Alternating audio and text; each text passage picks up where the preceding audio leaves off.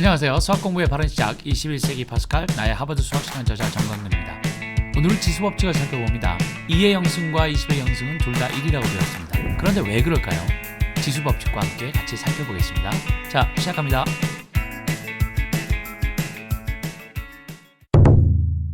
우리는 초등학교 때 사칙 연산을 열심히 연습했습니다. 그런데 중학교에 올라가면 거듭제곱이라고 불리는 새로운 형태의 수학적 표현을 만납니다. 거듭제곱은 같은 수나 문자가 여러 번 곱해진 것을 간단히 나타내는 방법입니다. 곱한 수 또는 문자가 되는 밑과 수나 문자가 곱해진 개수를 나타내는 지수가 오른쪽 위에 붙어 있는 형태입니다. 즉 다시 말해 여러 번 곱해야 되는 이런 형태들을 이렇게 간략하면서도 보기 좋게 줄여서 쓰는 것이죠. 그때 사용하는 형태가 이 밑과 지수를 이용한 거듭제곱이고요. 2 곱하기 5는 2를 5번 더한다는 것을 이렇게 간단하게 쓴 겁니다. 마찬가지로 2를 5번 곱하면 이 경우는 이렇게 쓴다는 것이죠. 그래서 여러분들께서 요것의 정확한 의미가 정리가 되셔야 이제 이 거듭제곱과 지수에 관한 법칙들을 공부할 준비가 된 것이죠.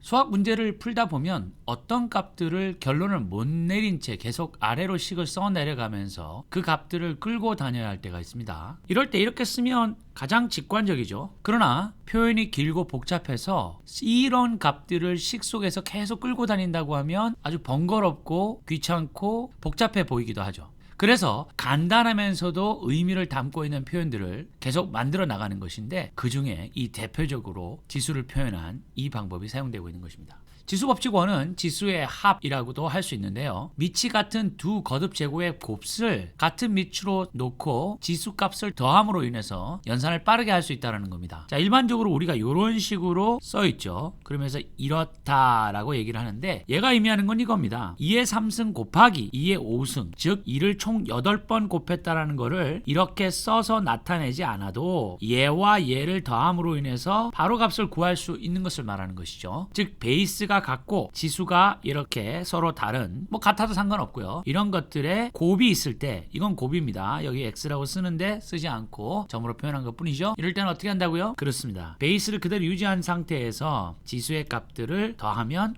결과가 나온다는 것이죠. AB의 전체 제곱 곱하기 AB의 4승도 마찬가지입니다. 여기서 이 AB라는 것은 하나로 보셔야 돼요. 밑이라는 값에 AB가 들어있다라고 보셔야 되는 거죠. 그래서 얘는 AB의 6승이다. 이런 식으로 빠르게 AB를 총 6번 곱하는 것을 보여줘서 연산을 시키는 것이 아니고요. 이거를 어떻게 한다고요? 그렇습니다. 요 지수 두 개를 그냥 더함으로 인해서 빠르게 값을 찾을 수 있는 것이 지수법칙 1입니다. 두 번째 지수법칙은요, 지수의 곱이라고도 하는데요. 어떤 거듭제곱의 반복적인 곱들은 지수들을 곱해서 빠르게 구한다라고 생각하시면 됩니다. 무슨 말씀인지 볼게요. 자, A의 M승을 N 하면 결국은 얘는 M과 N을 곱한 것만큼 하면 된다, 이런 건데 이게 이런 뜻이죠. 예를 들어서 2의 3승에다가 4승을 다시 했다는 얘기는 이렇게 4번 2의 3승을 곱한 다음에 하는 얘기인데, 좀 아까 보여드린 지수법칙에서 이렇게 밑이 다 동일하면 그쵸? 예, 위에 있는 값들을 다 더하면 되는데 3이 4배에 있다. 그게 우리가 배웠던 뭐죠? 3 곱하기 4 맞나요? 그렇습니다. 그래서 얘를 12.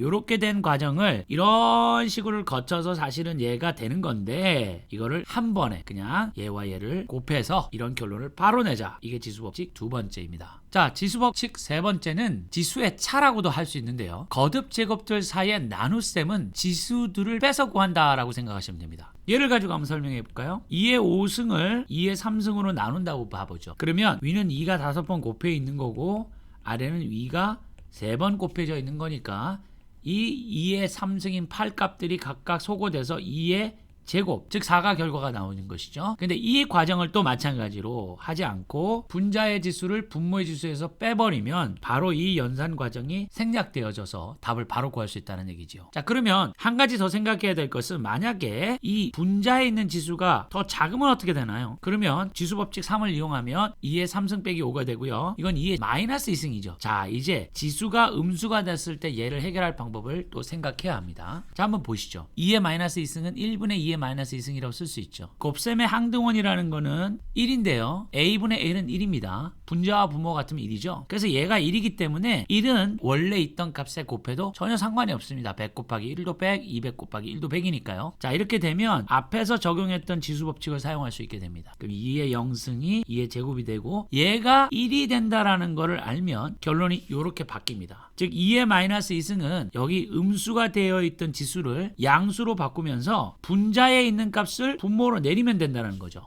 여기서 한 가지 더 짚고 넘어야 될 것은 왜 베이스가 무엇이든 상관없이 지수가 0이면 이 값이 모두 1이 되냐는 겁니다. 자, 2의 2승은 2의 2승과 같죠. 자, 그러면 이거를 2의 2승으로 양쪽을 나누면 어떻게 됩니까? 그렇습니다. 얘는 2의 2 빼기 2입니다. 좀 전에 살펴보셨죠? 거듭 제곱들 사이에 나눗셈은 지수를 뺀다. 그런데 얘는 지금 같은 것분의 같은 거니까 1입니다. 아, 그러니까 2의 0승이 1이라는 결론이 나오네요. 그죠? 그래서 베이스에 상관없이 지수가 0이면 항상 1이 된다는 것도 여러분이 살펴보셨습니다. 그래서 결론이 이렇게 되는 것이죠. A의 마이너스 M승은요, A의 M승분의 1이라고 바꿀 수 있고요. 또 만약에 A의 마이너스 M승분의 1은 어떻게 바꿀 수 있습니까? 여기 분모에 들어있는 지수가 음수일 때는 얘를 양수로 바꾸고 분자로 올려버리면 된다는 거죠. 얘도 마찬가지로 이렇게 봐야 되니까 분자에 음수인 지수가 있는 것을 양수로 바꾸고 분모로 끌어내리면 된다라는 결론이 나온다는 것입니다.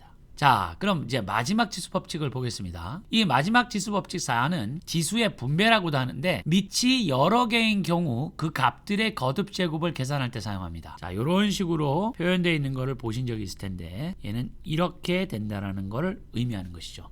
A와 B의 제곱위에 3승이라는 게 있다고 해보죠. 마찬가지죠. 얘는 A, B 제곱을 3번 곱하는 거니까 이게 어떻게 보여야 되냐면 A 곱하기 B의 제곱 곱하기 A 곱하기 B의 제곱 곱하기 A 곱하기 B의 제곱이라는 겁니다. 그래서 얘를 다시 쓰면 이렇게 바꿔 쓸 수가 있는 것이죠. 그러면 좀 전에 배웠던 지수 법칙을 해서 이렇게 쓸 수 있고 이거를 최종적으로 계산하면 이렇게 된다는데 너무 시간이 오래 걸리죠. 그래서 이게 1이 있다라고 봐야 되겠죠. A의 3승은 A가 3번 곱해져 있는 거지만 A의 1승은 A가 한 번 곱해져 있는 거예요. 이를 쓰지 않기로 약속을 했기 때문에 없더라도 여기 1이 있다고 보셔야 된다는 얘기입니다. 그러면은 얘를 곱하면 A의 3승 바로 되고요. 얘랑 얘를 곱하면 B의 역승이 돼서 이 과정, 이렇게 길게 늘어쓰는 과정을 한 번에 할 수 있는 법칙이다. 대단히 편리하겠죠? 그래서 이런 법칙들을 잘 기억해 두셔야 복잡하게 얽혀 있는 이 거듭 제곱들의 연산들을 빠르게 하실 수 있게 되는 것입니다.